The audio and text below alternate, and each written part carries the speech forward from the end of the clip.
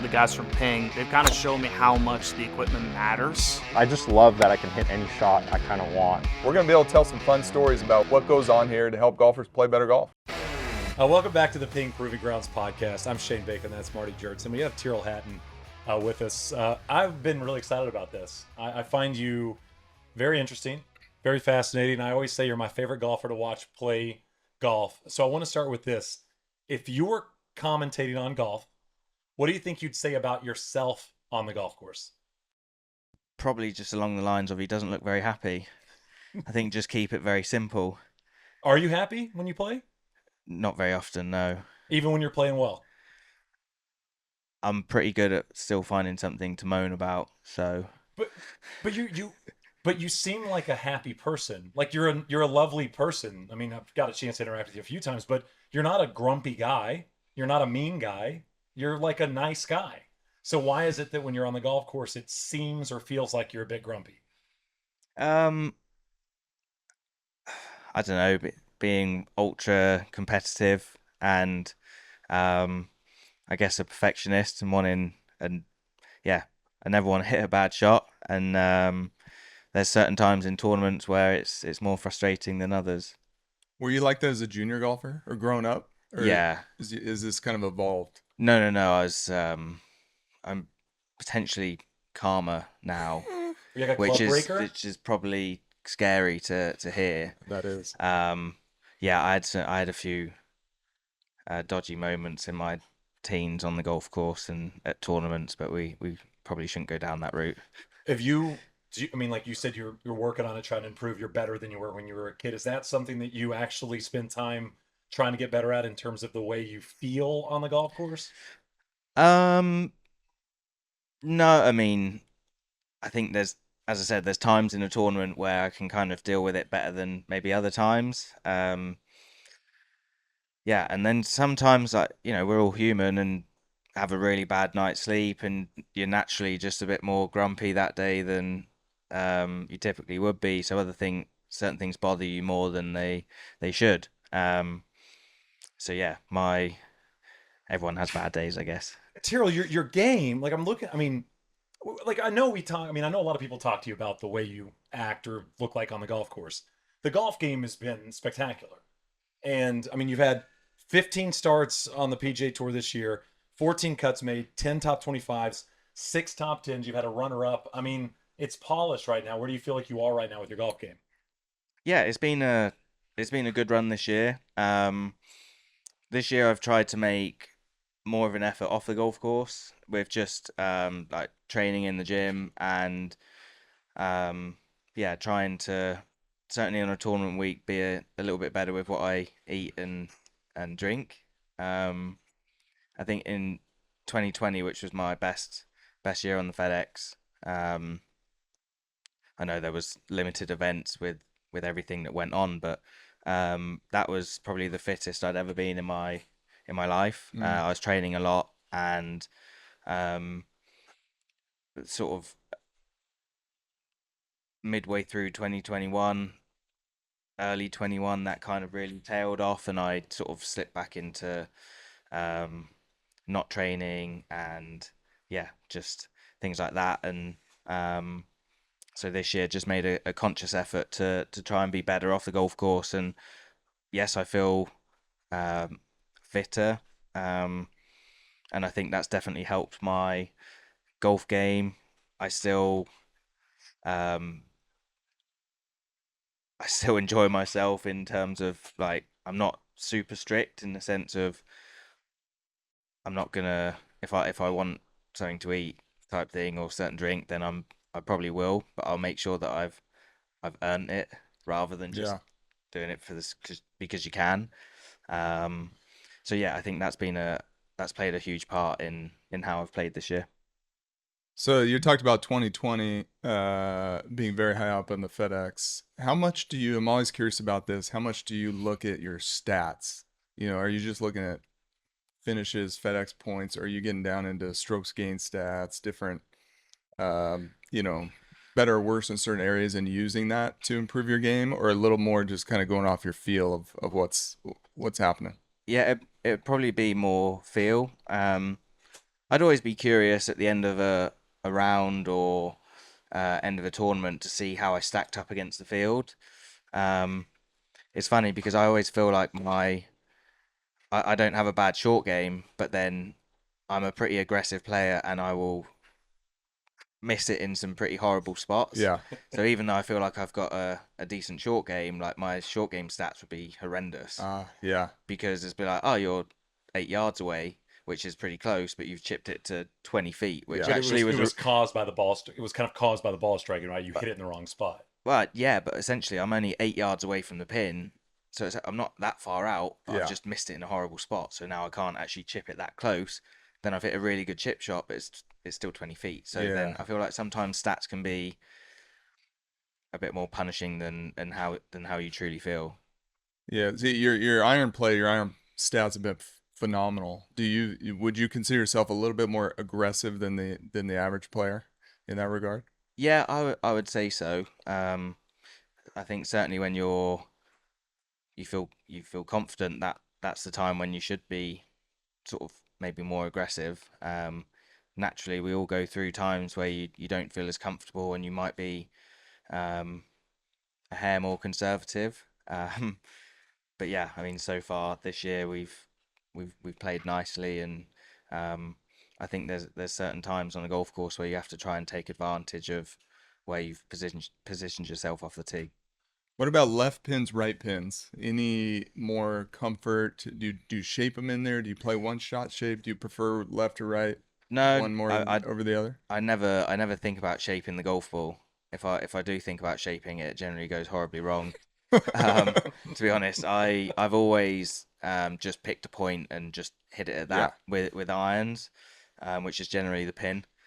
And then with drivers, with the driver, I've always had a shot shape naturally falling left to right, and so I aim a hair left of target, and I always try and score a goal. I'll try and pick 2 points, and Oh, nice. yeah, and kind of see how many goals we can score in a round. I always found that was quite a nice visual for me. Yeah. Certainly, at times when you play, if the fairway's like quite wide and you just need to sort of narrow in a bit better. I think choosing a small goal is always a good thing. I always like the quote from American Sniper. He says, "Aim small, miss small."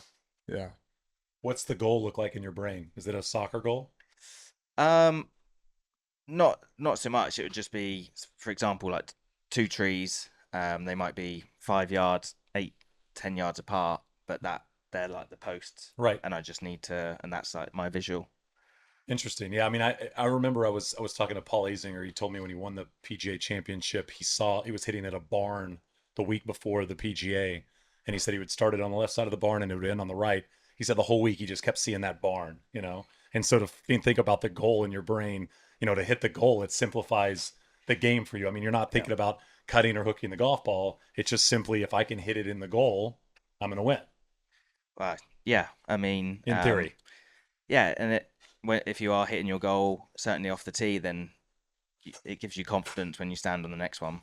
It is nice at the proving grounds. We have the posts on the yeah. fence in the back. They're exactly 20 yards wide, which is, you're playing a major. I mean, 20 yards. If you can hit a 20-yard wide fairway, you're doing really unless good. you're Wingfoot. Unless you're Wingfoot. Unless you're Wingfoot, you'd be dialed. You'd Yeah. be good to go. Maybe we shouldn't go talking about Wingfoot. We'll get to golf courses in a bit. Okay. Just you wait. I was asking some of the guys around the truck, and they said that you pay the most attention to your equipment of anybody in terms of a ping professional. Will you come in here and kind of watch them build your clubs, or what are you the most focused on in terms of builds when you get something new made or something new built? That probably stems from my dad. So my dad runs a business back home, custom club fitting and teaching. So he's been doing that since I was, I think, 10, maybe 11 years old. So yeah, growing up watching him always build clubs. So naturally kind of, be in the truck and see how things get on. Easy to hover. Do you have a spot in your house that you can build? No, I wouldn't build. I would quite happy someone else did. Okay. I got you. You've been a big 7-wood guy as well, I'm hearing. 7 wood in the bag this week. Yes, I think I've used 7 wood since it's almost near the start of 2017. Really? Yeah. You're like an OG 7 wood guy.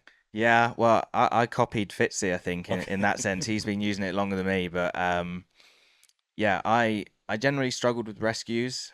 Like naturally, my miss hits would be slightly more towards the toe, Hmm. and so early on, I just um, and going back earlier, like my natural shot shape, certainly with the driver and woods, would be sort of falling right. So with a toe strike with a rescue, I'd always see it going a little bit left, and Yeah. that's never a comfortable visual for me. Um, and so yeah, I tried the 7 wood. It's quite short. It's only maybe a inch and a half longer than my 4 iron. Yep. Um, so for a wood that feels really short, but it it feels like it'd be really easy to hit. And yeah, with the loft, it still goes through the rough Yeah, really well. I think the length on yours is 40 and a half or 40 and a quarter. So it's an inch, it's over an inch shorter than like a standard 7 wood. I think that's a theme we're seeing, Shane, with Tyrrell and some of the players is high lofted fairway woods. They're a little bit shorter. You Right. can manage the gap, and then they don't Yeah, go too far for you either, yeah, right? exactly. So it always it's always fitted in nicely between the 4 iron and the 3 wood.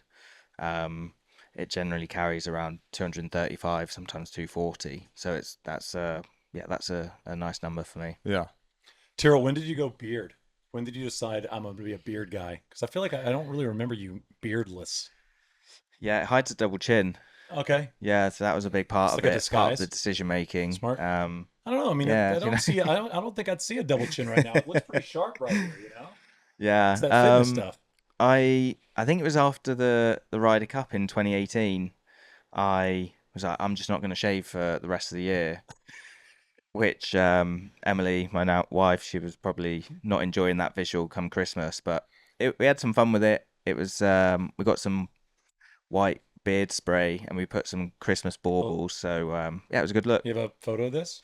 I do. Okay, might have to see that at some point. It looked Yeah. good. So you're telling me you haven't been clean shaved since 18? Uh, You hadn't ripped it all the way down like no, I mean US Open green level or anything like that? no. I yeah, I prefer it longer. Yeah, I just feel like it looks better. I mean, I think you're a beard guy for life potentially. I just wish I had a stronger tash. The tash is pretty weak. You're saying this can't grow. The DPI up here is a little low. Dots per Yeah, inch. gets windy outside, it might blow off. Terrell, you're you continue to improve year over year is quite impressive. What do you think the key to that is? Like, over the last 6, 7, 8 years, every year it seems like your strokes gain, your finishes, your world rankings continue to improve. What's kind of the key ingredient to that improvement?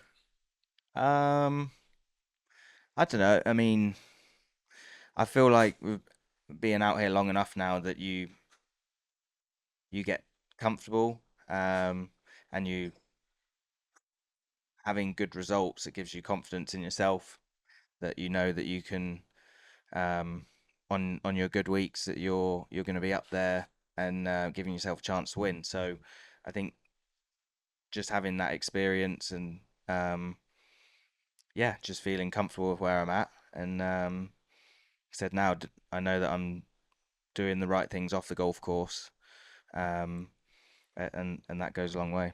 Yeah. Your win at Bay Hill, I mean, it was so tough that week. I mean, that golf course obviously always plays very, very tough. Do you prefer a golf course to play really hard than to play easy in 2022 under wins? Uh, I think it's nice to have the balance of it Okay. throughout the year. Yeah, Bay Hill always is just carnage at the weekend, Yeah. just trying to hold on. Just hitting 4 and 5 irons all day long everywhere. Yeah, but it's not even that. Like the holes, even when you're hitting wedge or like say even 8 iron and lower, like it just they're still so hard to get the ball close, and it's so easy to miss greens. Um, so yeah, like I said, it's nice to have the balance. But as long as the golf course is set up kind of fair, then then it's all good. Can you give us an example of, like, when you think about a fair course setup in your brain, what tournament or golf course comes to mind? Um, I don't know. I guess in my mind, I'd always like the with par fives that if it's a narrow fairway, if you hit the fairway, then you should be rewarded with being able to go for the green. Okay. Yeah. Like there's no point in I always I don't really enjoy par fives where even if you hit the fairway, you're laying up. They're just boring. Right. Yeah. Because then it almost feels like you're playing a par three because you're kind of all laying up to the same spot. And then Yeah, in theory, you're hitting the third shot from the fairway. yeah. I mean, the only thing you do is if you do hit the fairway, you're making your layup like a little bit easier. Yeah. Um, and like growing up, watching a lot of golf, like I still watch golf on my weeks off now, and I always just think it's boring if you're watching a tournament and guys have hit a good tee shot and then they have to lay up. So yeah, that's just my view. Yeah. Tyrrell, let's talk about your putter and just things you like. You've worked with Tony Serrano a lot on PLD models. I think you've been part of the development of our Oslo model. You've played the Oslo for quite some time, right? Yeah. And what particular little things are important to you in the putter? You know, even down to putting the grip on at a certain clocking orientation. Yeah, so I enjoyed working with Tony. I've used the Oslo since the first week in the bag was the Dunhill 2016, which was my Worked out first good. win on the European Tour. Yeah. So yeah, that was a special week, and yeah, I've basically used the Oslo almost the whole time since. There's been a few little changes in there just to scare it. You know, you need that. You need that sometimes. Keep them nervous. You got to Yeah, keep it a just little to freshen it nervous. up a little bit, but always went back to it. And there was just things that I felt the visual of what I would rather see. Was certainly making it a little bit thinner and the head marginally smaller. Yeah. But the big thing for me would be the sight line. I don't use I never use the line on the ball. I always use the line on the putter to make sure that I'm hopefully aiming Yeah. where I want to be. And I think a slightly thicker sight line would just makes it easier to aim. So that's a big thing for me. Yeah. Marty, it's interesting. It's like we had Joaquin in here earlier, and just the line on the putter thing is so interesting to hear two players that have completely different philosophies. Totally on the different. putter Yeah. line, you know, Yeah. because Joaquin said Yeah. he didn't like the line on his putter because he uses a line, and he said it would feel like the lines didn't match at times. And so for you, it's Yeah, I get that because certainly using the line on the ball, like from when you're reading the putt and you've got the ball down and you check it, it looks good. But there was when I did try and use the line, there was so many times I stood over the ball. I'm like, that's way too low, Yeah, or totally. that's way too yeah, high. you and it don't just you feels don't believe uncomfortable. yourself. Yeah, you just can't trust it. So Yeah. I just eliminated that, and that's why I just went blank side of the ball, and trust myself that I'm Yeah. aiming where I should be. You mentioned your dad earlier. Do you still work with your dad on golf swing and stuff? Yes. Yeah. Has he been your instructor your whole life? Um. Well, from the age of 10 or 11, yeah. We've worked together. So, I took part in junior clinics, but before that age and things like that. But yeah, my dad's helped me massively from as I said 10 or 11. Is how much has technology helped that relationship? Obviously, with you being on the road all the time and him not being able to travel, week in and week out. Yeah, I mean we tried it a little bit last year with him coming out to tournaments, and I think trying to do work at tournaments never didn't work that well for me, because I think ultimately your off weeks is where you're going to try and get everything you want lined up so you Yeah. can then just go to the tournament and go out and play. Yeah. And there was times where I think last year I was getting a bit frustrated, certainly on the range, because you kind of just want like a magic pill, and Yeah. it doesn't work that way. So we just that was the first year that we tried coming out more to more tournaments, and we both just kind of sat down at the end of the year and figured that we both felt the same, like it didn't really work that well. And this year we would just he would only come out um, if I needed the help, and that would Gotcha. probably be on an off week. Yeah. So yeah, I think that's everyone's different. Some guys want their coach there every week, and um, always on the range. And I think, yeah, for me that would just it'd be way too much. I wouldn't be able to deal with that. Yeah. You end up with too many thoughts in your head, and golf's a complicated game as it is. And I think the simpler you make it, the better, the Yeah. easier it is. Charles, Shane asked you the question about, challenging golf courses, and it seems as if you play your best golf on tough courses against tough fields. What do you think it is about your game and or mentality that's kind of led to that? Well, I think ultimately you want to be playing against the best players in the world as often as possible, and yeah, enjoying that competition, and it allows you to compare yourself to see where you're at as well. And yeah, like this year's been great so far. I've played really nice in the elevated events, and haven't been too far away from winning a couple of times, which is exciting. Yeah. And yeah, hoping my week arrives pretty soon. What's the most nervous you've ever been on the golf course? Um, there's two times that jump out, probably over that 2.5 foot putt to win at Bay Hill. Okay. Did it have movement? Like, did you have to play it anywhere outside the hole at all or around? Well, I mean, I couldn't believe that I managed to leave the first putt short. In the first place, it was like downhill left to right, Yeah. like from 20 feet, 25 feet. It wasn't really a nice putt to have anyway, with how fast the greens were. But I managed to leave it. Yeah, just that awkward distance where you're like, You're like, I know I'm going to make it, but I also have to think about it. Yeah. Yeah, well, it's one of them. If you miss the hole, you've probably got like a 6-footer coming back, and then Yeah, if you for miss a that play. one, you've actually missed a playoff, and it's just a disaster.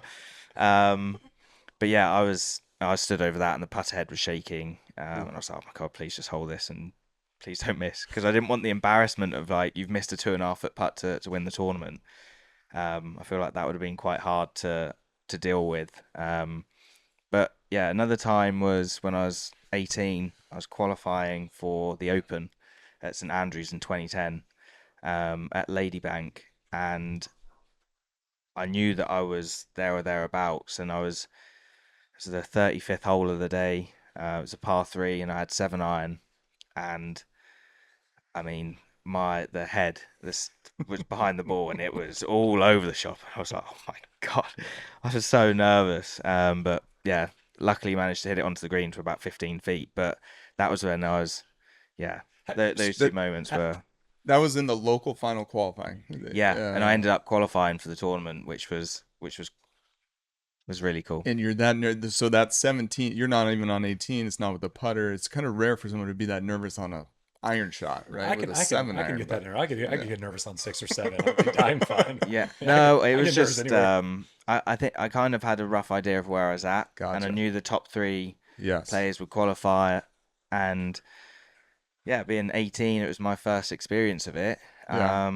And it's St. Andrews So, you're yeah. trying to get to. It's the Holy Grail. Yeah, and yeah, I think what the confidence I took from that was the fact I was so nervous and I was still able to hit a good golf shot. And yeah, I ended up finishing par, and yeah, we went through and played the Open at St Andrews, so that was really Amazing. cool. So what's next? I mean, do you lay out plans every year? Are you one of those people? I mean, you obviously, as I mentioned, have played great on the PGA Tour. The major finishes have been very consistent as of late. What is kind of the next goal in Tyrrell Hatton's head? I don't really. I wouldn't sit down at the start of the year and set out like a load of goals that I want to achieve. I've always just had the mindset of just going out each week that I'm going to go and play and just try my best. Okay. Um, ultimately you give it 100% every time you pitch up, then like you can't do any more. I think it's only if you've not put the work in beforehand, and if things aren't going well on the golf course and you stop trying as hard as you can, I think that's when you can be disappointed, like truly disappointed in yourself. So yeah, I've just always just tried to go out and try my best. As I guess a side goal, if you like, I want to be in the Ryder Cup team this year. So that's I I guess a loose goal that I set myself, but it always seems so far away at the start of the year that you kind of don't want to get too far ahead of yourself. You just keep playing. But yeah. Yeah. Shane, I think we should maybe talk to Tyrrell about some golf course questions. Oh What do you yeah, yeah. think? So we've heard you. I mean, you've bagged on some courses in your day. We've all done it. What does a perfect Tyrrell Hatton golf course design look like? Because obviously the par fives are reachable. If you hit in the fairway, do we have short par fours on the Hatton design? I think, well, a mixture of some longer par fours and some shorter ones, but then yeah, all the par threes, they wouldn't be any longer than absolute max would be like 185, Okay. 190. Oh, I love this course. Yep. So like you might be getting a 7-iron dirty maybe on a par three. Yeah, and that's to a back pin. Okay. Okay. Yeah. We're not going like 190 to a front pin. No, like, no, no, none no, of that. No, it's back pin. That's Yeah, the that's longest gonna be it can play. 221 if you're playing the back pin. That's right. Yeah. Yep. Yeah. Blind shots off tees or everything No. in front of you. I like being able to see where you're hitting it. Okay. So yeah, that would definitely be a part of, if I was ever to design a golf course, that would be. Fairways are like 20 yards wide or like 40 yards wide. It'd be wide, but then narrower in certain places. Gotcha. I think the par fives you could probably go slightly narrower. Maybe not to the 20-yard thing, just as what we loosely touched on earlier, when you can be best driver of the golf ball in the world and Not hit you the can't actually hit the fairway. fairway. Yeah, I hit So, a good one. I don't know where the ball is. yeah. So yeah, it wouldn't be too, like 30s are nice. I think 30 is a good number. It's a solid number. Yeah. It's like the Aaron Hills fairways. You mentioned healthy eating and, trying to eat better during the week. What's like your number one cheat meal if you're going to eat something super unhealthy? Oh, I don't know. I would tend to drink my calories. Gotcha. So food wise, You I'm can get normally by. okay, but yeah, have a weakness for grape juice and other things. Gotcha. That makes sense. Anything else, Marty? Tyrrell, how about that? I always want to hear the story of the was it the Turkish Open with the 6-man playoff, right? Under the lights. Yeah. What was that like? That a playoff that big. Did you guys play in the same group? No, we split. So we did two 3 balls. Were you in the first one or the second one? Do you remember? I think I was in the first one, and yeah, it was fairly intense. Like the 18th there is a reachable par 5, but the fairway really narrows the sort of around the 300 mark, and with the fairways at the time being fairly firm, you were kind of getting into the narrower section, and it was a fairway that I struggled to hit for pretty much the whole week. Mm-hmm. And then the one time I did actually hit it, I think we had a mud ball, which was fun. I ended up missing it in a horrible spot. The pin was on the left, and it was a 2-tier green, sort of lower on the left-hand side and rising up on the right. And I missed it long right, and it was just dead.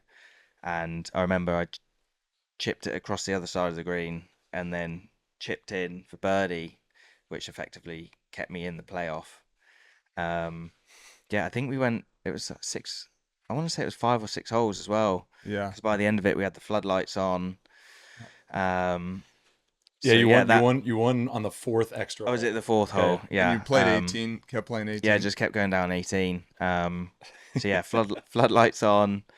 You definitely didn't want to hit it offline because then you wouldn't see. And yeah, it's just lucky that was ended up being my week. It's so okay. My favorite golfer thing, I say this all the time, is the golfer memory. And I mean, just instantaneous. And now I know, I mean, obviously, you go on to win the tournament, you're going to remember Yeah. what's going on. But shot, mud ball, lie, where he chipped it to. I bet he can close his eyes and picture the chip in. It's just weird.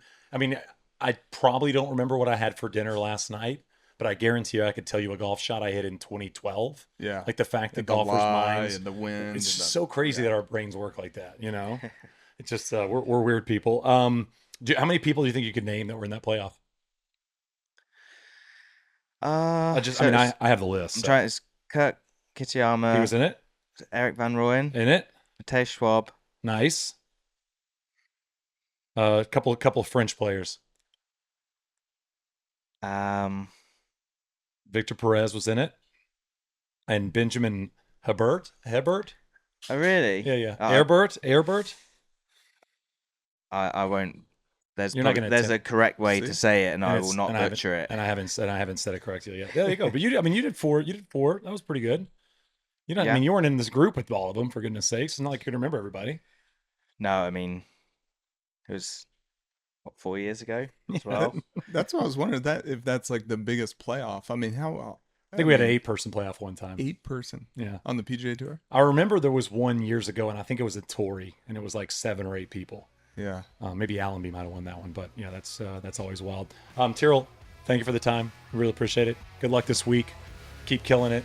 Keep playing golf like you played. It's a lot of fun to watch. Thank you very much. Yeah. Thanks Thanks, for having Joe. me. This is the PING Pro Tyrrell Hatton podcast. Thank you so much, everybody.